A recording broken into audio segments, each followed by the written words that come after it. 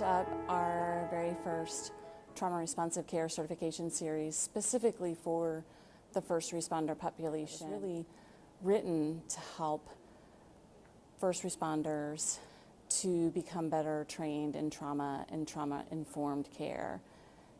Part of what we are always trying to do at Tristate Trauma Network is support people who are interfacing with trauma survivors. We partnered also with Mary Vicario and her team at Finding Hope Consulting. Next level. Impactful. Being more aware. Eye-opening.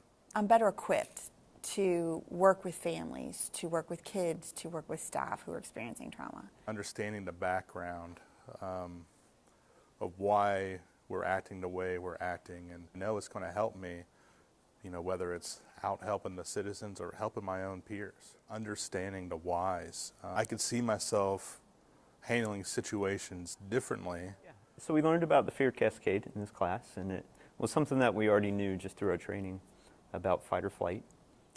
But Mary took it a step further, and there's actually 5 different levels: the flock, the fight, the flight, the flee, and the submit. It dawned on me that maybe there's a specific set of things that we do as first responders, and even more specific for firefighters. So I just went through it and put some examples next to each one, being safe and unsafe, and what that looks like, not only to help us understand there's safe things that we can do when we're feeling this way, but also help identify the unsafe actions so that maybe our spouses or coworkers can pick up on that. Program, I use the resiliency, 5 resiliency factors all the time. I use Reflect, Honor, Connect. I use the illustrations from the Anger Onion. And I do that because sometimes I feel like if you know why you're angry or you know where it's coming from, then you are able to kind of retrain your mind to do something different.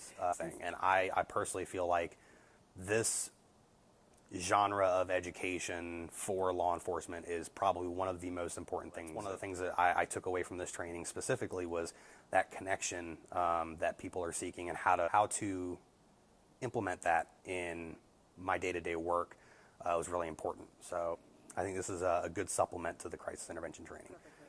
Understanding how we work with someone who's really dealing with trauma, understanding we aren't making excuses for them, we're trying to understand their behavior and trying to get them safe. It helps us to work with them and work towards reunification when we understand why they're exhibiting the behaviors that we're seeing. We're in a phase with the Tri-State Trauma Network's growth to where we have made intentional decisions to interface more with the community, and to expand our reach beyond the traditional mental health folks and social service folks, opening it up to educators. And then just this year, being able to touch the first responder community in an impactful way. And what that says to them is, we want you to have this, we care enough about you that we want to help you in any way we can, because you're out there protecting and serving the community. I want you to tell me, what else can we do to help?